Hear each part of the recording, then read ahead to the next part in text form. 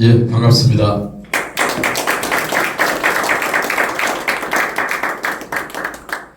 아주 멀리서들 오셨네요.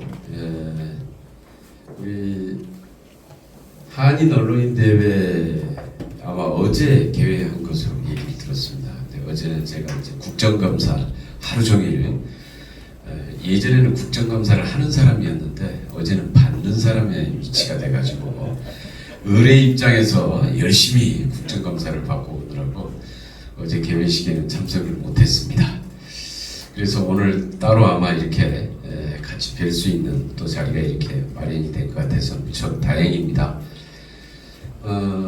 아마 이번 저도 이제 재외동포 청장으로 부임하고 나서 여러 가지 이제 우리 동포청에 대한 외부의 시각, 우리 동포사회의 입장, 그 다음에 이제 우리 내부의 업무들 이렇게 쭉 파악을 해보고 있는데 생각보다 뭔가 좀 동포청이 설립할 때의 대단히 큰 기대들을 했는데 뭔가 잘 이렇게 크게 달라진 게 별로 없는 것 같다라고 하는 이런 오히려 이제 통합 민원 서비스 같은 거는 굉장히 큰 장점으로 그래도 이렇게 얘기를 해주시는 것 같고 반면에 정부 조직이 되고 나서의 문턱이 높아졌다, 소통하기가 더 힘들어졌다, 뭐 이런 지적들을 쭉 들었습니다. 사실 제가 이제 동포청을 처음에 재외동포 기본법을 발의할 때, 동포청 설립 관한 법을 발의할 때, 워낙 이제 우리 동포사회의 동포청 설립에 대한 요구와 기대가 참 컸습니다. 그 요구의 가장 큰 핵심은 정부 부처에 우리 동포 민원들이 다 산재해 있어서 한 번 들어오면 정부 부처마다 다 쫓아다니려면 시간이 너무 많이 걸리고 너무 힘들다. 한 군데서 좀 이렇게 통합 서비스를 해주면 좋겠다. 그거는 굉장히 큰 장점이 될 겁니다. 라고 얘기를 했는데 그 다음에는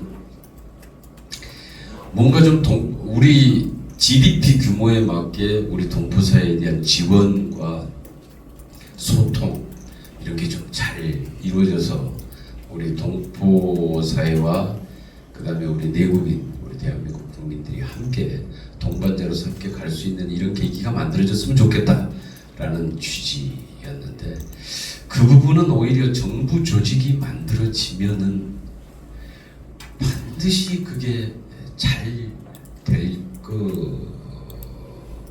거라는 보장이 아마 없을 겁니다. 왜냐하면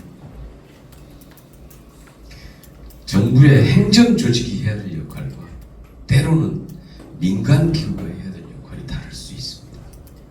그러니까 지원 같은 문제도 일단 정부 행정 조직이 되는 순간에 왜 동포청이 만들어지고 나서 더 뻣뻣해지고 문턱은 더 높아지고 이러냐 이렇게 지적을 하시겠지만은 우리 공무원들 입장에서는 여기 훨씬 절차나 여건이나 이렇게 까다로워집니다. 그렇지 않습니까? 예산 집행을 하나 하더라도 민간기구가 하는 것, 공공기관이 하는 것, 그 다음에 정부 조직이 하는 게 다릅니다. 절차나 여건 자체가 훨씬 까다로워진다. 사실은 그래서 아무리 뭐 관료주의가 어떻고 뭐 관료화되어 있고 뭐 이런 얘기들을 해도 해결이 잘 안 되는 이유가 원래 정부 조직의 그러한 여건과 조직 세밀하게 구분되어 있는 매뉴얼 규칙들이 다 존재하고 그걸 위반했을 때 감사를 받고 징계를 받는 체계가 되어 있기 때문에 훨씬 그렇습니다. 그래서 이제 제가 그때 아마 이런 현상이 나타날 수 있는 부분들에 대해서 보완할 수 있는 대책을 마련하면서 동포청을 설립을 해야 될 겁니다. 그때 이제 우리 동포 단체들과 간담회 하고 하면은 제가 말씀드린 내용들인데 이런 부분들에 대해서 보완책은 준비가 안 된 상태에서 일단 동포청이 급하게 일단 만들어지면서 나타나는 현상들 중에 하나가 우리 동포사회의 큰 기대에 참 부응하기 어렵구나.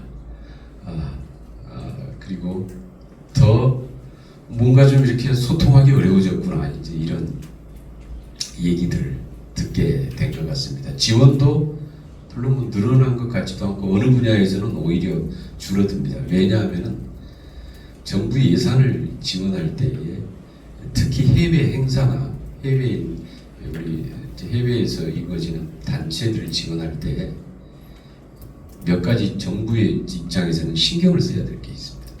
자칫 잘못하면은 외교적인 부담이 생길 수 있다 이런 얘기입니다. 특히 중국이나 미국 같은 경우에 몇 세계 이 나라에 따라서 좀 상황이 틀립니다만 결국은 우리 정부 조직은 그걸 신경 쓸 수밖에 없는 조직이기 때문에 실제로 그래서 아마 지원이 훨씬 더 신중해지고 절차는 까다로워지게 될 것이다 라고 말씀을 드렸던 건데요. 이런 문제들을 좀 해결을 하기 위한 게 저의 좀 큰 과제 중에 하나라고 생각합니다. 그래서 요즘에 좀 몇 국의 몇 가지의 우리 그 세계 각국에서 진행하고 있는 우리 이제 재외동포에 대한 지원 체계도 그동안에 좀 연구도 좀 했었고, 그래서 이스라엘의 유대인 재단이나 일본의 사사카와 재단이나 이런 부분도 연구를 했었고, 그래서 정부 조직이 해야 될 강점이 있고 그 다음에 일반 민간 재단이 해야 될 강점들이 존재할 것이다 라고 생각을 하고 있습니다. 그래서 그런 부분들이 어떻게 잘 서로의 기능들을 제대로 수행하면서 동포사회에 대한 지원 체계를 만들어갈 것인가는 굉장히 큰 과제 중에 하나고요. 우리 한인 우리 동포 언론인 여러분들께서도 이러한 부분들에 대해서 같은 좋은 의견이나 좋은 제안들을 해주시면은 아마 우리 동포청이 새롭게 우리 재외동포 정책들을 만들어가고 체계를 개선해 나가는데 크게 도움이 될 거라고 생각을 합니다.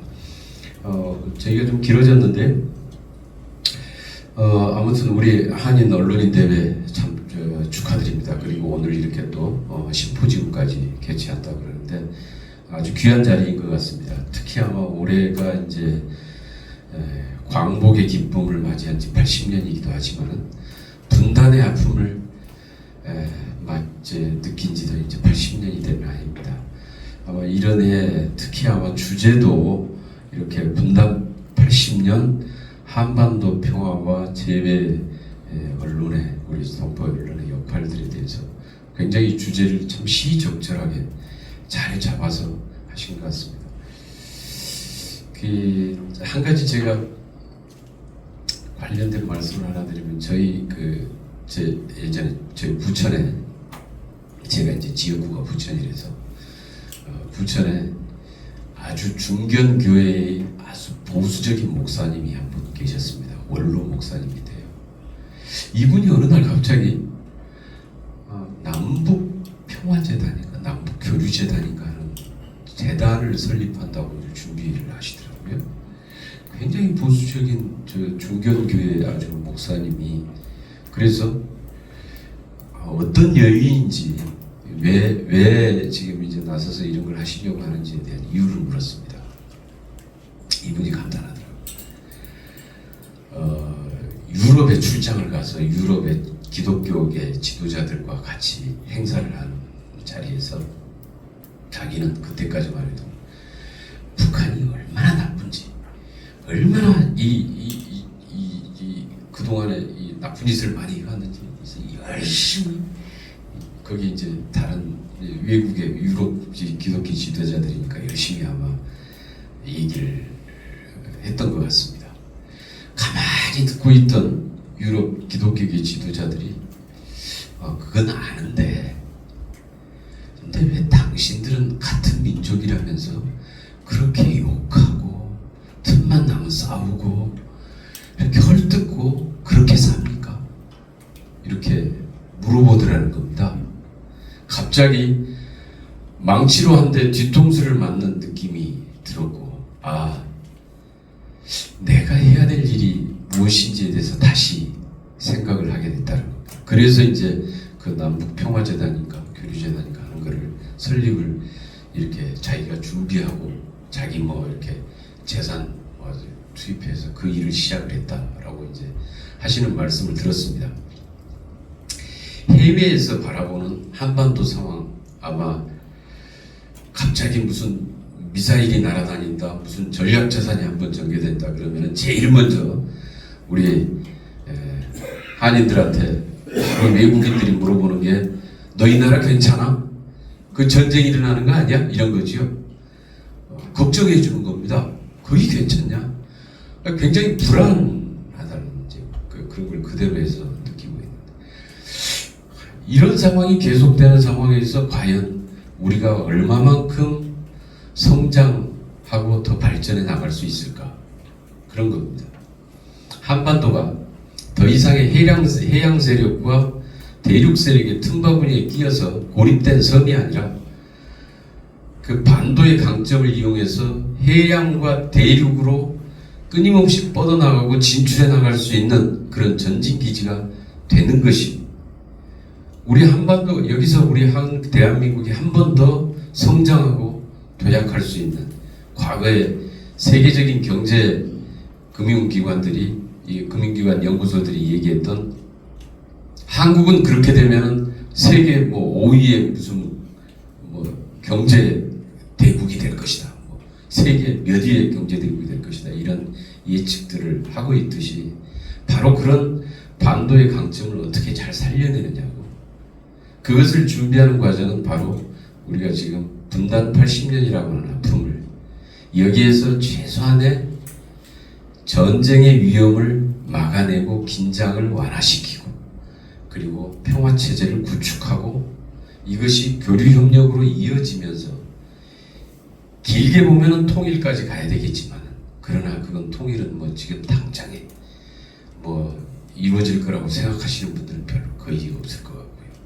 그래서 그런 안정된 평화체제라도 구축하는 것이 우리 경제가 여기서 성장하고 대한민국이 한 번 더 도약하는데 가장 큰 기반이고, 그게 토대다라고 하는 것을 거의 아마 알고 있습니다. 그런데 실제로 우리 한반도 상황과 관련해서는 때로는 국제적으로, 국제사회에서도 보면은 어떻게 하든지 긴장을 더 부추기고 대립을 더 격화시키고 갈등을 더 크게 만들려고 하는 세력도 분명히 존재합니다. 아마 우리 언론인 여러분들께서도 그런 부분들을 아마 해외에서 많이 느끼실 거라고 생각을 합니다. 문제는 그런 부분들에 대해서 어떻게 우리가 한반도 평화의 필요성과 체제, 우리 평화체제, 교류협력, 그리고 우리가 여기서 성장해 나가는 기본적인 여건으로서의 우리 한반도의 이러한 분단 상황들을 극복해 나갈 것인가는 굉장히 중요한 과제이고요. 오늘 그래서 이런 굉장히 의미 있는 심포지엄, 언론인 대회를 이렇게 개최해 주신 것에 대해서 다시 한번 감사드리고요. 특히 아마 우리 제외 남북이 이렇게 대화가 완전히 단절돼 있을 때, 저는 이러한 것들에 대한 여건을, 대화의 여건들을 조성하고 하나의 교류협력의 기반들을 만들어낼 수 있는 또 중요한 역할도 저는 우리 동포사회가 그러한 역할을 할 수 있다라고 생각을 합니다. 그래서 아마 그 중에 아까 우리 사할린하고 연해지 쪽에서 오신 분이 계셨던 것 같은데, 어떤 그 시민운동 하시는 분 중에 하나가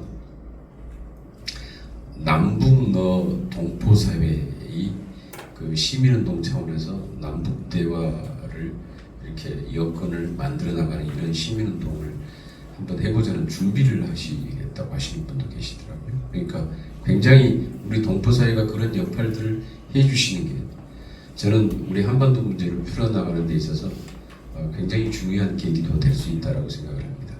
그런 역할들을 또 하는 데 있어서 우리 한인 언론인 여러분들께서 그러기에 있어서 굉장히 방향과 이런 부분들에 대해서 우리 동포사의 의견들을 하나로 모아내는데 여론을 조성하는데도 굉장히 중요한 역할을 해주실 수 있다라고 생각을 하고요.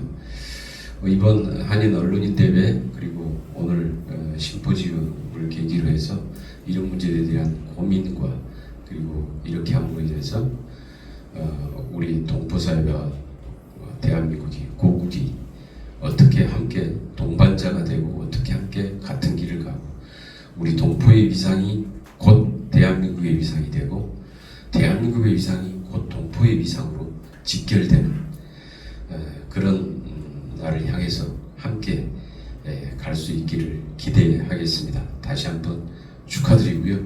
오늘 고맙습니다. 감사합니다.